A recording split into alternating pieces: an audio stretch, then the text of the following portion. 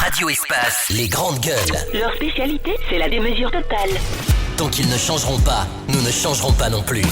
Les grandes gueules, à suivre tous les jours sur la radio d'opinion. Radio Espace. Vous nous écoutez à l'international, mais aussi ici en Guinée, un peu partout dans le monde. Merci de votre fidélité à Radio Espace Guinée. Nous revenons en studio, je vous le disais tantôt à l'entame de l'émission, crise post-électorale en Guinée, alors que les résultats globaux du scrutin sont attendus ce vendredi. Le climat est de plus en plus tendu ici à Conakry, à l'intérieur du pays, mais aussi à l'international. Manifestations à Dakar, en France, aux États-Unis et en Allemagne. Des organisations de défense des droits de l'homme dénoncent et condamnent les exactions sur le terrain. Si tout va bien, nous allons appeler Abdoul Gadiri Diallo. Il est le président de l'organisation guinéenne de défense des droits de l'homme et du citoyen. Et si tout va bien également, nous aurons Sékou Koundouno avant la fin de l'émission par rapport à cette rencontre du FNDC. Nous allons partir avec vos réactions. Je vous le disais tantôt. Vous pouvez réagir sur le 657 39 13 13. Bien entendu, nous ne pourrons pas relayer les messages sur Twitter parce que Internet reste coupé ce matin. Nous partons avec ce premier message. Good morning, Mr. Koevogi Moriba. Et Kamsar, lui, l'a écrit en anglais. Ça va être compliqué. I do agree with your debate on security entering in private homes, arresting peaceful citizens. This is sometimes wrong on the side of the law enforcement office, but what if a public enemy or enemies hide in the home of a peaceful citizen?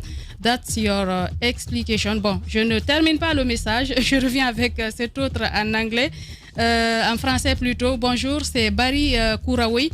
Le ministre de la Sécurité ne va pas parler des morts parce qu'il n'a pas de parents morts. Bon, on continue avec cet autre message. Être noir aux États-Unis a les mêmes risques.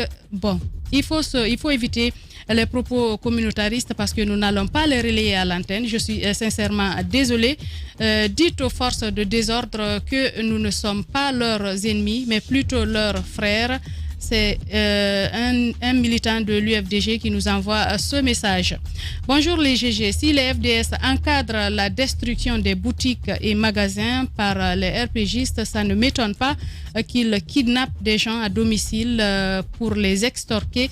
Ils créent une situation de rébellion légitime. Ça, c'est votre avis. Nous partons donc avec cet autre message. Bonjour les GG. C'est Roumana Diallo. Les gens appellent en même temps sur la plateforme. C'est Roumana Diallo depuis Bokeh.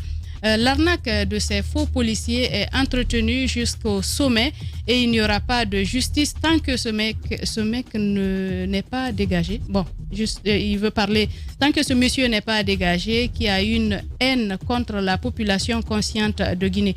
Bonjour les GG, c'est Roumana Diallo, c'est le même message. Salut les GG, c'est grave ce qui se passe dans notre pays. Pourquoi on tire sur les pauvres gens alors qu'ils accompagnent? Pourquoi les policiers étaient là? On continue donc avec un autre message. Bonjour les GG, c'est Kaba Moriba. C'est seule la CENI qui peut sauver la Guinée. Bonjour les GG, monsieur Mamadi Kaba de Symphonia Rail. Hier à 17h, les gendarmes et policiers sont venus dans un garage comme parking, brûler 15 voitures et casser les pare-brises. Où va la Guinée? Il s'interroge. Bonjour les GG, monsieur Mamadi Kaba de Symphonia. C'est le même message que nous venons de lire tout à l'heure. Lui, il a envoyé son message à plusieurs reprises. Nous partons donc avec cet autre message, toujours sur la plateforme 657 39 13 13. Bonjour les GG, c'est Oumar depuis Cancan. Le gouvernement, arrêtez d'appeler sur la plateforme, sinon ça risque d'être compliqué pour la lecture des messages. C'est Oumar donc depuis Cancan. Le gouvernement guinéen gouverne le pouvoir en place et non la population guinéenne. Le gouvernement de A à Z, il veut dire qu'ils ne font rien si c'est pas pour tuer la population. Les leaders politiques, si la paix ne règne pas en Guinée, laissez-nous le pays. Nous voulons vivre en paix. Je pense que c'est ce qu'il veut dire. Bonjour. Nous partons avec cet autre message, Marco. Bonjour les GG. Je partage l'avis de Jacques Lewa Leno. Jacques, en Afrique, c'est la merde. Les politiques utilisent les enfants des autres pour la lutte démocratique. Une fois venus au pouvoir, ils vont les contraindre et toutes ces personnes qui tombent lors de cette lutte restent inutiles. Comme il a dit, il dit que toutes ces personnes qui tombent restent inutiles, comme le fait Alpha Condé. Après 44 ans de lutte, son régime est pire que le régime militaire qu'il a longtemps combattu. Nous partons donc toujours sur la plateforme 657 39 13 13. Bonjour les GG. Bonjour les GG. Lamine, le pays est mal barré par les politiques des politiciens inconscients qui ne luttent que pour leur intérêt égoïste. En Guinée, il suffit juste de déterminer le nom de famille d'une personne pour la classer. C'est grave. Silla Wadol Fodé depuis Sangoya. Bonjour les GG, Lamine, le pays est mal barré, c'est pas Lamine qui est là ce matin, c'est Madame Yero, le pays est mal barré par les politiques des politiciens, je pense que c'est le message qu'on vient de lire. Bonjour les GG, Madame Ba, le pays est mal barré par les politiques. On continue avec un autre message. Bonjour les GG, vendredi 23 octobre, je vous demande de voir l'avis de Damantan ou son directeur de la police sur l'arnaque des familles.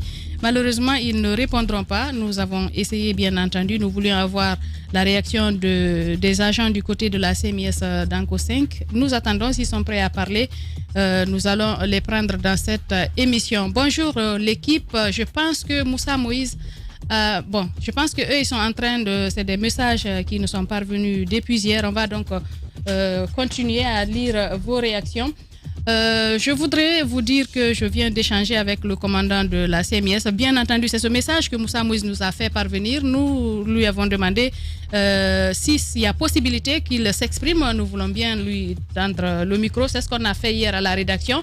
Nous avons voulu faire réagir ces différents camps parce que c'est ce qu'on fait le plus souvent à la rédaction. Quand un camp est accusé, nous donnons la parole aux uns et aux autres pour équilibrer l'information. S'ils sont prêts, le micro leur sera tendu et bien entendu, nous leur poserons des questions sur ce qui s'est passé pendant cette journée, ces cas d'arnaque dont ils sont accusés. Jacques, comme on le disait avant la pause, on a suivi l'actualité qui a évolué, ces manifestations dont on a parlé ici, qui se répercutent un peu partout ailleurs. On a parlé notamment de Télimilé, de Pita, mais aussi à l'international. Hier, on devait joindre Idriss Abari du côté de Dakar. Les manifestations qui continuent donc à gagner l'international. On a vu hier en Allemagne, aux États-Unis, mais aussi en France. Oui, on a vu des manifestations et du côté des États-Unis, je crois que c'était encore violent puisqu'on a attaqué le siège de la représentation diplomatique de la Guinée aux Nations Unies.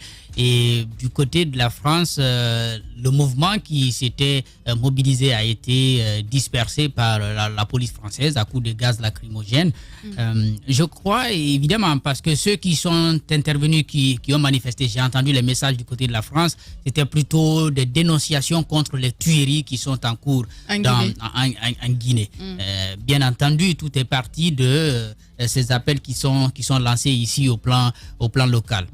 Encore une fois, moi j'ai dit au plan local, il y a des efforts à faire, mais de part et d'autre, pour qu'on arrête quand même, si vous voulez, d'enregistrer des morts. Si on peut faire l'effort du côté des forces de l'ordre et du côté de ceux qui appellent à manifester, ça peut être très, très intéressant. Moi je me dis comme ça que je ne comprends tout simplement pas parce que on est encore en train de suivre le processus au sein duquel se trouve l'UFDG jusqu'aujourd'hui. J'ai écouté avant-hier le vice-président Aliou Condé qui a dit qu'il reste dans le processus. Ils sont au niveau des institutions, ils sont au niveau de la commission de totalisation et puis il dit nous allons porter des revendications devant la Cour constitutionnelle. Oui. Je pense que si on a choisi cette option... Juste pour préciser que nous venons de joindre le porte-parole de la police, nous voulions vraiment qu'il réagisse, il ne souhaite finalement pas intervenir. Nous, notre rôle de journaliste, c'est d'essayer de donner la parole à tout le monde. Il avait la possibilité de se défendre ici sur les accusations portées contre eux par des citoyens. Je pense qu'il faut le faire. Maintenant, c'est pas ce qu'ils vont faire. Peut-être qu'ils vont préparer une conférence de presse pour communiquer là-dessus. Encore une fois, il serait important qu'on ait cet échange-là. Donc, ce que j'étais en train de dire par rapport aux manifestations, c'est un droit. On ne les interdit pas. Mais maintenant, sur ce coup-ci, je me disais, est-ce qu'on n'est pas allé trop vite? Cellou Dalein Diallo s'est déclaré vainqueur. Nous avons tous suivi. Et puis, il n'y a pas eu encore d'institution qui est sortie pour dire que c'est faux. Même si, bien entendu, les tendances que nous voyons indiquent que ça pourrait ne pas marcher pour lui à travers la CENI. Mais personne n'est sorti pour dire que c'est faux. Donc, pour l'instant, on pourrait attendre que ces institutions-là même si travaillent. Son siège a été mis sous scellé. Oui. Après la publication des résultats. Tout ça, là, ce sont des faits à dénoncer. Par rapport aux manifestations, je ne comprends pas qu'on puisse continuer à appeler à la mobilisation alors qu'on reste dans le processus. C'est ce que je ne comprends pas de la part du bureau politique. Je ne comprends pas la logique. Le vice-président dit, nous sommes dans le processus, nous n'allons pas nous retirer et nous sommes prêts à porter des réclamations devant la Cour constitutionnelle.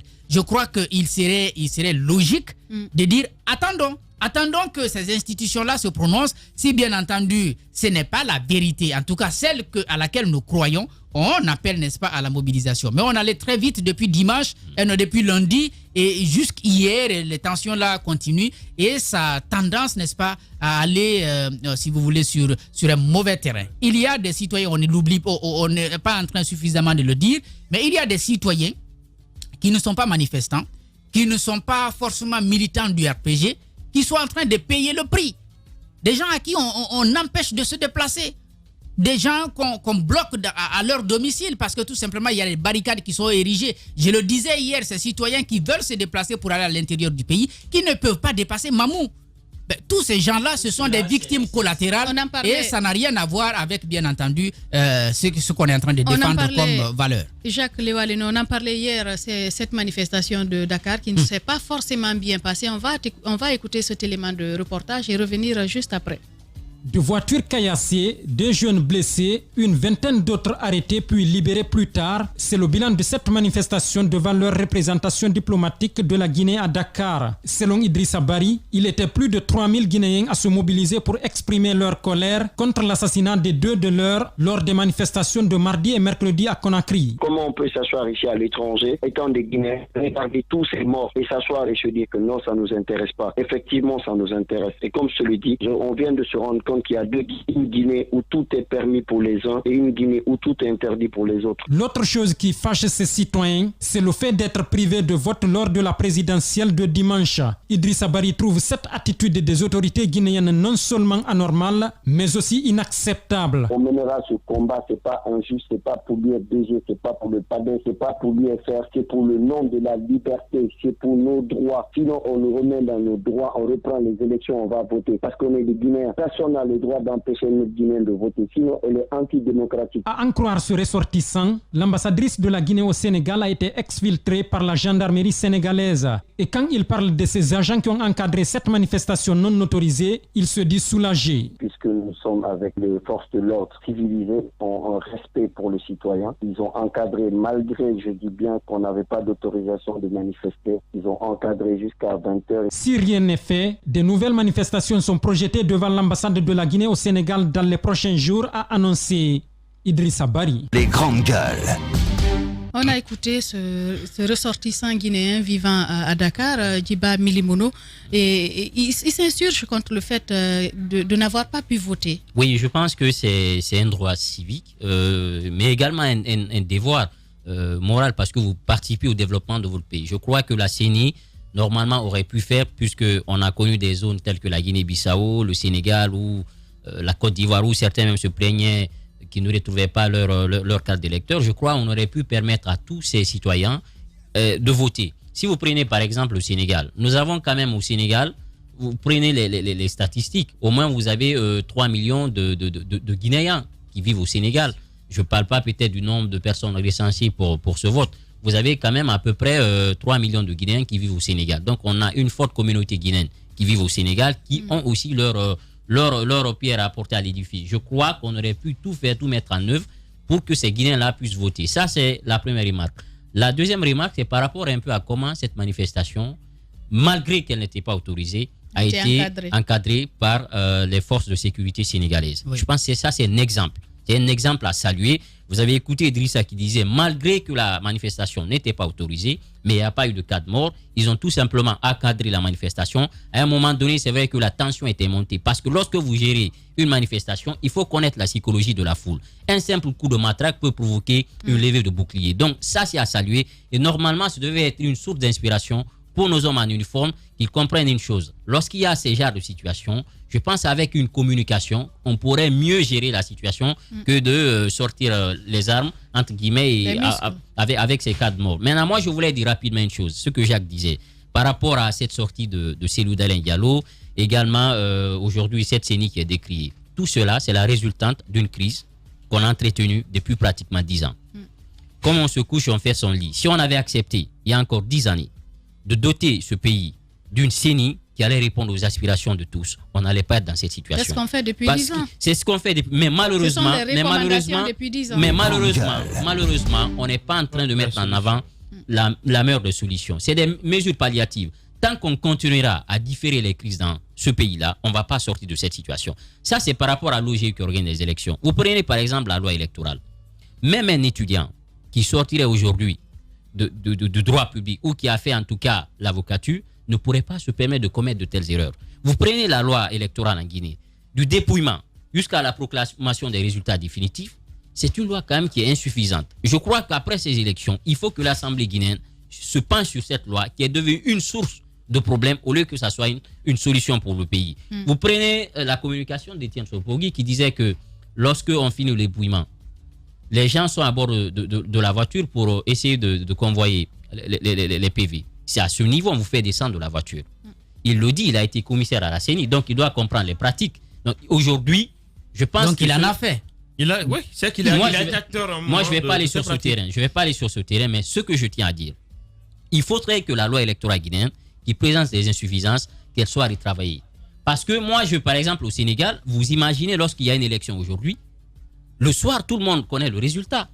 Mais en Guinée, vous pouvez mettre les tendances au moins. Mais en Guinée, on passe des semaines et des semaines à attendre des résultats. Tout cela vient entretenir le flou et surtout entretient ce climat de méfiance et le doute entre les acteurs politiques. Ça, c'est un. Deuxièmement, c'est par rapport à la centralisation. Moi, ce n'est qu'en Guinée que j'ai entendu parler de centralisation. Dans les autres pays, cette étape a été bannie parce qu'elle peut être source de problèmes. Donc, il faudrait qu'on accepte quand même que cette question de centralisation soit revue. Parce que si on acceptait à un moment donné, comme ça se fait dans certains pays, qu'on accepte par exemple de prendre les PV qui sortent des bureaux de vote et qu'on les achemine directement à la CENI, ça peut minimiser les problèmes. Parce que cette centralisation-là, l'exemple du Mali, du Sénégal, ça n'existe pas. La centralisation, à mon avis, aujourd'hui aussi est devenue une source de problèmes. Donc il faut que cette étape soit revue. Parce que si vous prenez l'article 85-84, il a dit qu'après le dépouillement, il y a les PV sous pli fermé qui sont envoyés au président de la CENI, au ministre de l'administration du territoire et de la décentralisation, aux représentants des partis politiques, mais également au démembrement, au CEPI, CESPI et CECI. Donc si cela est fait, je ne vois pas l'importance d'une centralisation qui peut être une source de problème pour le pays. Il faut que la CENI, qui a aujourd'hui les moyens, accepte dorénavant de se mettre au travail, qu'on supprime cette étape qui peut aussi compromettre le processus. Pour finir sur la question de troisième mandat, puisque les gens en parlent souvent, les gens disent que ça a été la source de tout ce qu'on est en train de vivre aujourd'hui. En 2001, on a vu quand même un chef d'État, les gens avaient dit non, ne vous présentez pas. L'opposition à l'époque, notamment le président Alpha Condé, ils étaient vent debout contre de cette candidature. Ils ont tout fait. Le président Lansana Conté a tenu mort du cul, il est parti avec cette constitution. Et on a vu après, le pays est parti de crise en crise. Ce qu'il faut amener, les Guinéens doivent comprendre qu'on est en train de répéter l'histoire. On est dans un cercle vicieux. Nous sommes en train de commettre les mêmes erreurs. Et ce qui n'est pas bon pour un être humain, vous pouvez faire des erreurs, mais il est inintelligent de continuer dans la même erreur. C'est de la folie. Il faudrait qu'à un moment donné, qu'on accepte de sortir de ce cercle infernal, de ce cercle vicieux, et qu'on tire des leçons de notre passé. Nous avons l'OGE qui ne fonctionne pas. Nous avons des institutions de la République. Moi, j'aurais voulu entendre aujourd'hui le médiateur de la République. Même si on dit oui, après, lorsque les citoyens ont des problèmes, il faut remonter les réclamations. Mais exceptionnellement, dans de telles situations, il faut prendre la parole. J'aurais voulu entendre J'aurais voulu entendre l'INDH. Parce que c'est pas les rapports. Lui, c'est pas son rôle. C'est le pas médiateur. Son rôle, mais pour une situation quand même exceptionnelle, je parle d'une situation exceptionnelle. Par exemple, le ministre de la Justice. De la Justice. Le ministre de la Justice. Une sortie ratée, à mon avis, une sortie aujourd'hui qui est vue comme une provocation dans l'autre camp. Je crois qu'il faut rassurer les uns et les autres. C'est ce qu'on dit sur les sous-sous. La justice est au-dessus de tout le monde. De tout le monde. Normalement, lorsqu'il dit dans sa communication, on va aller traduire jusqu'à leur dernier retranchement les personnes qui sont à la base de tout ça et les mettre hors d'état de nuire. De telles communications, à mon avis, il faut choisir les mots. La communication aujourd'hui, un simple mot peut changer une situation. Il faut que le ministre de la Justice comprenne une chose. Des citoyens sont en train de tomber. Il faut qu'on ait une communication qui rassure les uns et les autres. Qu'on invite les hommes en uniforme à respecter dans la mesure et que les citoyens aussi qui sont en train de sortir à rester à la maison, à respecter la limite et surtout pour comprendre une chose. Notre liberté s'arrête là où commence celle des autres. Pour finir rapidement, Alphonse Mara, je crois que le pays est confronté à une crise institutionnelle. Si nous ne mettons pas en place des institutions fortes, c'est l'institution la plus forte qui s'impose et malheureusement, c'est cette dissension à laquelle aujourd'hui on est en train d'assister. Alors, Djiba, on a suivi quand même, je veux dire, Jacques Lewaleno, après toutes ces casses à l'international, toutes ces morts ici en Guinée, on a suivi cette sortie, cette déclaration conjointe hier de l'ONG, notamment l'OGDH, la FIDH et d'autres, plusieurs, la VIPA entre autres, d'autres organisations de défense des droits de l'homme, qui condamnent les exactions, qui condamnent tout ce qui est en train de se passer aujourd'hui sur le terrain. C'est normal que les ONG prennent la parole. C'est normal que nous soyons dans la dénonciation parce que ça paye. Il faut que, bien entendu, l'État prête l'oreille à toutes ces déclarations, à toutes ces dénonciations qui sont en train d'être faites. Parce que c'est l'État qui est le garant du respect des droits humains. On ne dit pas que les citoyens ne violent pas les droits humains, mais il appartient à l'État de faire en sorte que qu'il y ait de la garantie, qu'il y ait, si vous voulez, de la protection de ces droits humains, que ce soit de la part de ceux qui agissent ou de la part des citoyens qui, bien entendu, briment souvent d'autres dans leurs droits. Nous avons une institution qui a été mise en place pour cela. L'institution ne fonctionne pas comme nous voulons parce qu'elle ne se contente que des rapports. C'est même si, bien entendu, on nous dit qu'il y a des agents qui sont déployés sur le terrain pour faire le constat. Mais il n'y a pas suffisamment d'action concrète. On n'interpelle pas assez l'État. C'est là il y a une différence entre ce bureau actuel et le premier bureau qui se bougeait souvent, dont le président n'avait pas peur de dire quand même ce qui ne marche pas. Parce que si on n'a pas le courage de dire à celui qui détient la force publique ce qui est mauvais, et bien entendu, on n'aura pas, si vous voulez, son discours, le discours qu'on tiendra face aux citoyens lambda ne sera pas intelligible. On ne l'écoutera pas. Justement, il nous faut des institutions fortes. Vous avez vu ces dénonciations de ces organisations, ils interpellent notamment l'État. Ils interpellent, comme l'a dit Jacques, les porteurs de pouvoir à redescendre sur terre. Parce qu'il faut le dire, on est en train de planer. Et la situation en Guinée, quand vous apprenez les statistiques des personnes tuées en si peu de temps, vous vous posez la question, mais qu'est-ce qui ne va pas? On est en guerre ou il y a un conflit carrément général? Pourtant, la situation n'est pas aussi alarmante que ça. Ah ben si. Mais il faut... Ah ben si, elle est alarmante. On n'est pas en situation de... Même quand c'est une seule personne qui tombe, la situation... Non, je n'ai pas fini. Les voyants sont au rouge, Alphonse, il faut le dire. Je n'ai pas fini. Il ne faut pas se voiler la face. Ce que je suis en train de dire, c'est que la situation n'est pas aussi alarmante que ça pour qu'on ait autant de victimes à si peu de temps. Je ne suis pas d'accord avec toi. La situation est alarmante. En période de guerre, on peut comprendre qu'il y ait autant de victimes à si peu de temps. En situation de conflit ethnique, on peut comprendre. Mais dans un cas de maintien d'ordre, c'est un maintien d'ordre, ce n'est pas une guerre. Il faut s'inquiéter. C'est pourquoi je suis en train de dire, ce que je suis en train de dire, c'est mon message que tu n'as pas compris. Je suis en train de dire qu'on n'est pas encore à ce niveau pour qu'il y ait autant de morts en si peu de temps. C'est grave qu'il y ait autant de morts en si peu de temps pour juste des maintiens d'ordre. Aujourd'hui, la situation qu'on est en train de vivre, c'est une situation habituelle quand même. Non, c'est une situation qui est devenue habituelle. Aujourd'hui, dès qu'il y a maintien d'ordre, il y a des victimes. Donc, il faut qu'on commence à se poser les bonnes questions. Pourquoi faut-il forcément que nos forces de défense partent avec des balles sur le terrain? Si on ne peut pas les priver d'armes sur le terrain, il y a quand même, je ne finis pas de le répéter, il y a des balles en caoutchouc, il y a des balles à blanc qui ne tuent pas. Mais si on ne peut pas retirer les armes à nos forces de l'ordre, je commence à me poser des questions. Pourquoi ils vont pour maintenir l'ordre? Parce que maintenir l'ordre ne veut pas dire descendre quelqu'un. Nous partons sur le terrain avec monsieur Abdoul Gadiri Diallo. Les grandes gueules. Monsieur Diallo, bonjour. Bonjour. Vous avez donc dressé ce rapport d'observation des violences post-électorales dans notre pays. Quel constat fait votre ONG sur ce qui est en train de se passer sur le terrain? Bon, il faut commencer par dire que la Guinée a la triste réputation d'être un pays où chaque consultation électorale est émaillée de violences. Violences qui sont réprimées dans le sang par les services de sécurité. Et moi, je crois que ça, c'est imputable à la crise de confiance entre les institutions chargées de la conduite des élections et les citoyens.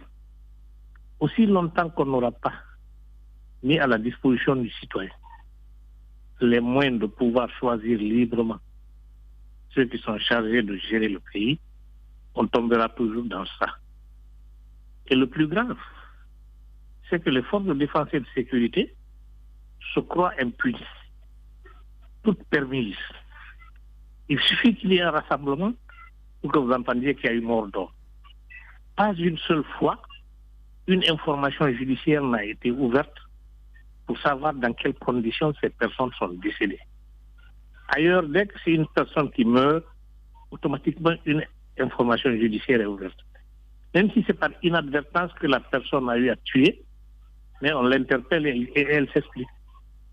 Ici, dès qu'il y a mort d'homme, c'est le président de la République ou certains membres du gouvernement qui se ruent sur le brancard pour dire que l'armée est innocente, la police est innocente, que ce sont les manifestants qui tiennent des armes. Je peux comprendre. Mais si ce sont les manifestants qui détiennent les armes, pourquoi on ne prend pas ces manifestants-là pour les sanctionner? C'est la preuve que c'est une caution morale qui est donnée aux agents de sécurité de tuer comme ils veulent. Or, la Guinée n'est pas dans un vase clos.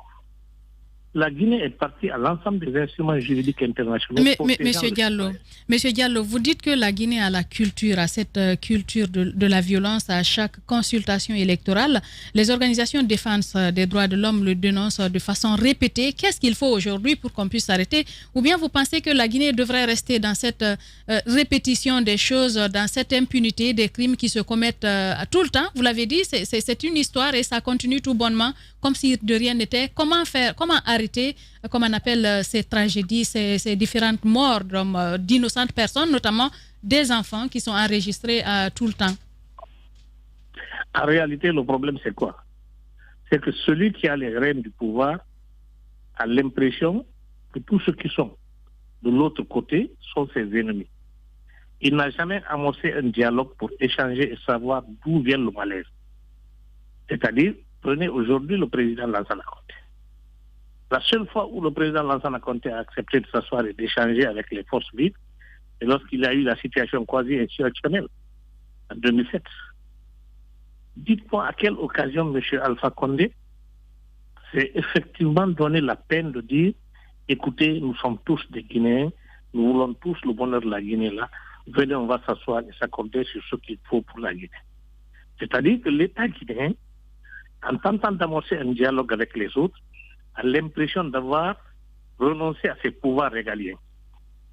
Il s'appuie sur les forces de défense et de sécurité pour réprimer, et le tout répressif ne règle pas la question, c'est pour là que c'est répétitif.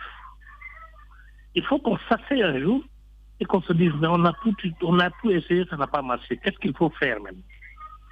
Malheureusement, quiconque vient, il se croit tout permis. C'est ça le drame. Alors c'est ça le drame. J'avais posé la question du départ. Depuis dimanche, quel constat votre ONG a pu faire sur le terrain, notamment dans le processus, mais également sur le plan de la violence qu'on a pu enregistrer? Quel constat vous pouvez dresser aujourd'hui? En fait, comme vous le savez, nous étions sur le terrain, non pas pour essayer d'indiquer comment le vote s'est passé et comment les urnes étaient préparées, tout ça là, mais c'était d'identifier plutôt les facteurs conflictogènes. Et c'est là où on a identifié un certain nombre de facteurs qui va faire l'objet de recommandations aux autorités guinéennes. c'est à partir du dépouillement. Parce qu'au dépouillement, il y a la règle qui établit que le dépouillement se fait sur place. Mais à beaucoup d'endroits, l'UCN qui est chargé de sécuriser les élections se croit obligé de transporter les urnes ailleurs. Première preuve de discorde. Une fois que les résultats sont obtenus au niveau des bureaux de vote, là où ils sont déposés, on interdit l'accès à tous les représentants des partis politiques à la centralisation de ces résultats. Deuxième forme de discorde. C'est-à-dire qu'on essaie de mettre en place un système opaque pour empêcher les gens d'accéder aux vraies réalités du vote. Donc, qu'est-ce qui va se passer? C'est que les gens vont douter de la moralité de ce qu'on conduit ça. Et malheureusement, les plus grands responsables de ce malaise, ils ont pour moi les sous-préfets, les choses comme les élus communautaires, Les grandes gueules. les préfets et les maires. C'est généralement eux qui créent toute cette pagaille au niveau des CEPI et des CESPI. Je le dis parce qu'on est allé sur le terrain et on a constaté. D'accord. Alors, monsieur Abdoul Gadiri, peut-être deux questions. L'autre question, c'est par rapport d'abord au PV, ce 6e PV d'ailleurs qui a été une question lancinante, qui a divisé les acteurs. Mais à partir, on a vu quand même cet arrêt de la Cour constitutionnelle qui intimait la CENI finalement de donner ces copies lisibles aux partis politiques. Est-ce que vous pensez que cela peut rassurer aujourd'hui quant à l'issue des choses, puisque même si les acteurs politiques aujourd'hui aussi ont des doutes sur l'indépendance de cette Cour constitutionnelle, est-ce que cela peut rassurer? Ça, c'est la première question. La deuxième question, c'est par rapport même à cette loi électorale que beaucoup qualifient aujourd'hui d'insuffisante. Est-ce que, à votre avis, les acteurs politiques eux-mêmes, le FDG, le RPG, ne seraient pas aujourd'hui à la base de ce que nous sommes en train de vivre? Parce qu'à l'Assemblée, on le soulignait que comment ils n'ont pas pu avoir le temps de voir un peu ces imperfections pour les corriger, pour ne pas qu'on se retrouve dans de tels scénarios. D'abord, l'arrêt de la Cour constitutionnelle va à son honneur. Parce qu'effectivement, conformément au texte, on ne peut pas priver les partis politiques des procès-verbaux de dépouillement des résultats. Donc ça, c'est un acte qu'il faut mettre à l'honneur de la Cour constitutionnelle. Elle est certes accusée d'être inféodée au pouvoir, mais pour une fois, elle a pris une décision qui correspond un peu à la normale. Ce qui, en ce qui nous concerne, constitue une grande avancée. Maintenant, parlant de la loi électorale, vous savez, il faut se dire la vérité. Nos partis politiques ne se préoccupent des textes régissant les élections que quand les élections approchent. Ils ne sont pas dans l'anticipation.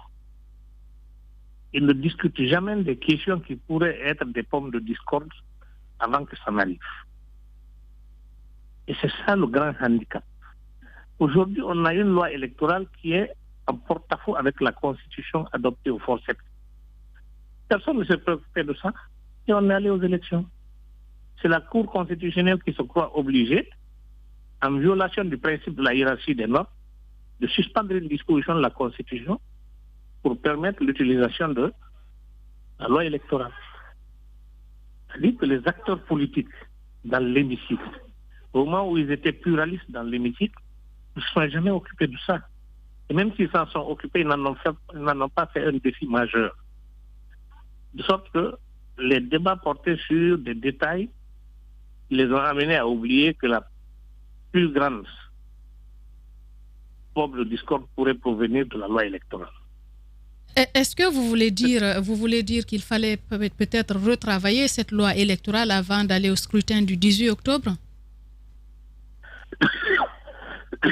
Vous savez, il y a aussi que, au niveau de la CEDEAO et de l'Union africaine, il y a des textes qu'on ne modifie pas à 6 mois des élections. Ce qui était possible, c'était de s'asseoir, parce qu'on est tous des Guinéens, et de dire, écoutez, nous sommes dans une situation où ce texte ne peut pas régir les élections. Acceptons de proroger ça, ne serait-ce que de 6 mois, pour que nous revoyions ça. Mais le problème qui se pose, c'est quoi? C'est qu'il y a un maestro qui tient sa baguette et qui oriente l'ensemble philharmonique. C'est-à-dire que c'est quand il soulève la baguette, ceux qui doivent jouer leur partition la jouent. Quand il la baisse, les autres prennent. Donc, ce maestro est le seul maître à bord. Et malheureusement, c'est l'exécutif tout puissant. Et les autres, au lieu d'engager une discussion assez franche autour de ces questions-là, se disent non, il y a ceci, il y a cela. Moi, je suis très désolé, mais je me dis que il faut d'abord que nous tenions compte du fait que nous sommes dans le gouffre. La Guinée fait la honte de l'Afrique aujourd'hui. Allez-y. C'est pas peu de le dire, la Guinée fait vraiment la honte de l'Afrique. Au regard de tous les constats que vous avez dressés, aujourd'hui, quelles sont les propositions de sortie de crise que vous pouvez mettre sur la table afin que cette situation, quand même, ce nuage passe sur la Guinée? D'abord, il faut sortir du tout répressif. Il faut amener les gens autour de la table. Et lorsque les gens viennent autour de la table, que chacun tienne compte de l'intérêt de la Guinée. Il ne s'agit pas de dire que je viens autour de la table pour tel et tel avantage que je tire de ce dialogue. Mais il faut se dire, si je dois aller au dialogue, voilà ce que la Guinée doit tirer comme intérêt de ça. Vous savez, le Ghana était le pays le plus instable de l'Afrique de l'Ouest. Mais lorsqu'ils ont décidé de se rapprocher et de se réconcilier avec eux-mêmes, ils n'ont pas eu besoin de l'intervention de l'extérieur. Ils se sont regroupés et ils ont pris conscience du retard que le Ghana a enregistré. Ils se sont dit, pourquoi le Ghana est comme ça? Est-ce que nous sommes les pires des Africains? Ils se sont regroupés, ils ont parlé, ils ont créé les conditions d'une stabilité qui, pour nous autres, marche jusqu'à présent. Malheureusement, chez nous, quand tu n'es pas avec moi, tu es contre moi. C'est ça la perception que nous avons de l'État et des autres. L'initiative de ce tour de table ne pourrait pas venir quand même de votre organisation? Vous savez, d'abord, je vais vous dire, lorsque vous prenez le paysage politique, les conditions qu'on a créées aujourd'hui à Guinée, c'est-à-dire vous qui parlez là, et moi qui parle, dès qu'on connaît mon patronyme, on se dit non, on connaît. Aujourd'hui, un Condé ne peut pas parler de la nation guinéenne librement et qu'un autre se dise non, ce qu'il dit là est raisonnable. C'est-à-dire qu'on a toujours l'impression que ce que les autres disent là, c'est en faveur de quelqu'un d'autre, mais pas de la Guinée. C'est-à-dire qu'on a mis de côté la Guinée et on est en train justement, comment sortir de cette situation? C'est pas le problème. Et moi, je crois que c'est là où, comme vous le dites, nous, organisations de la société civile, mais aussi et surtout les notabilités et les chefs religieux, doivent crier le holà. L'élite guinéenne doit pouvoir se gêner de savoir qu'elle est pointée du doigt lorsqu'elle se retrouve dans les rencontres internationales. C'est-à-dire que notre image aujourd'hui est tellement ternie que nous devons nous ressaisir. Le Guinéen doit se ressaisir et sortir des considérations politiciennes et ethno-stratégiques pour pouvoir parler de la Guinée. Rien que de la Guinée. Dernière question, c'est bien sûr par rapport à la CENI, puisqu'elle est décriée. C'est elle qui est décriée par les partis d'opposition, notamment l'UFDG. On se rappelle encore à l'époque, il y avait eu des recommandations plutôt d'aller vers une CENI technique, mais lorsqu'il s'est agi de restructurer l'institution, on a plutôt dit une CENI plus technique, donc avec des représentants des partis politiques. Ça également, c'est le choix, comme le disait Djiba, du RPG et de l'UFDG, puisque c'était des partis majoritaires à l'Assemblée nationale.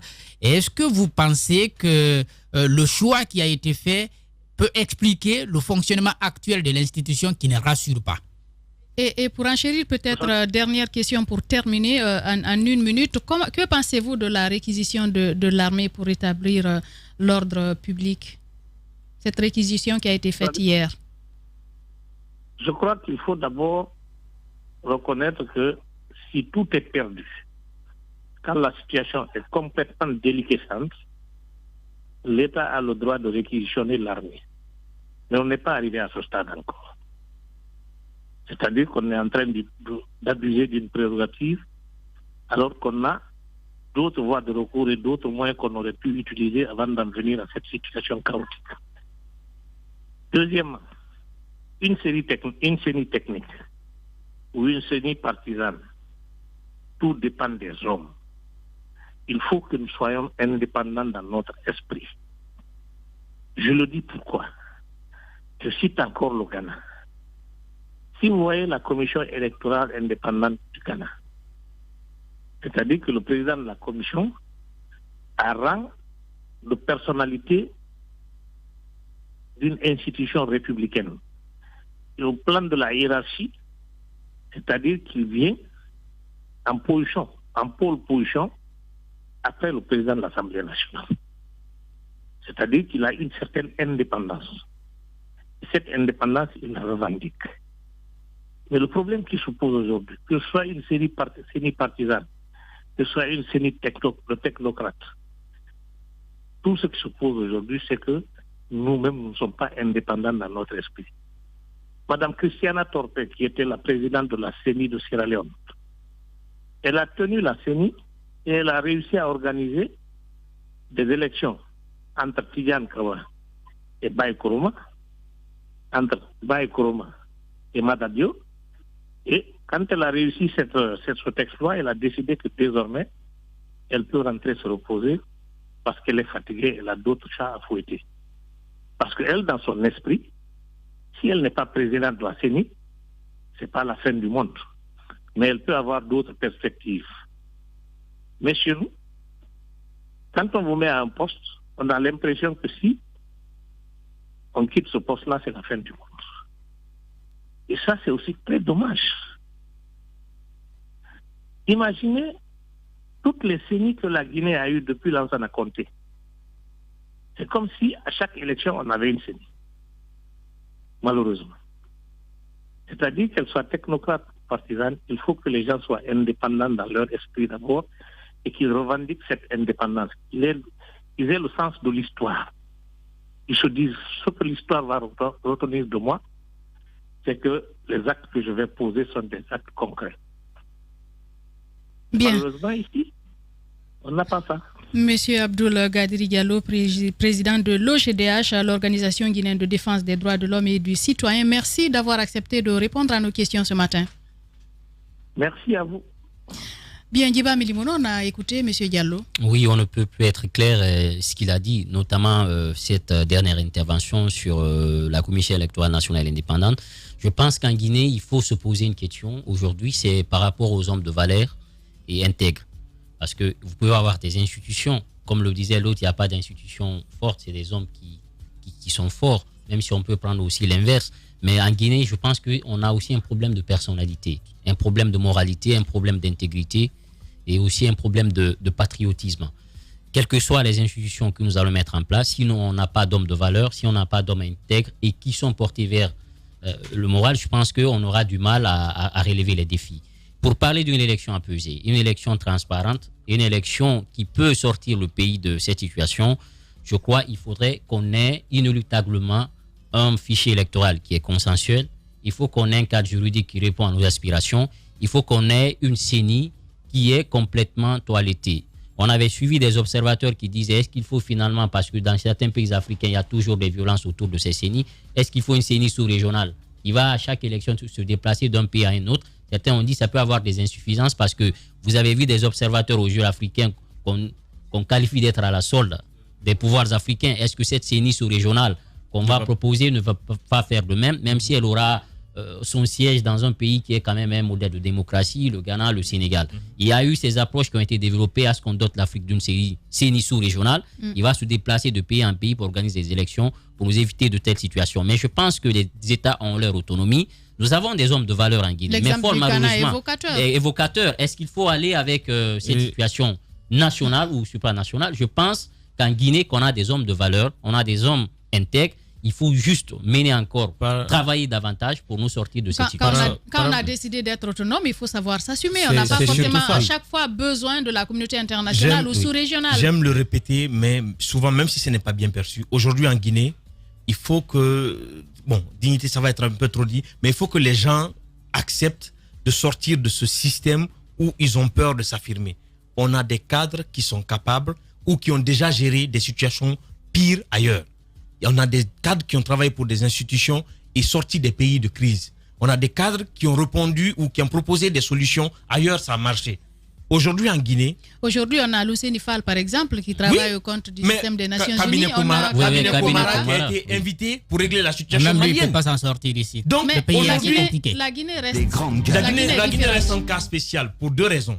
Parce que le Guinéen a cette opinion où, quand vous ne faites pas en sa faveur, qu'est-ce qu'il a dit là? Il vous reproche.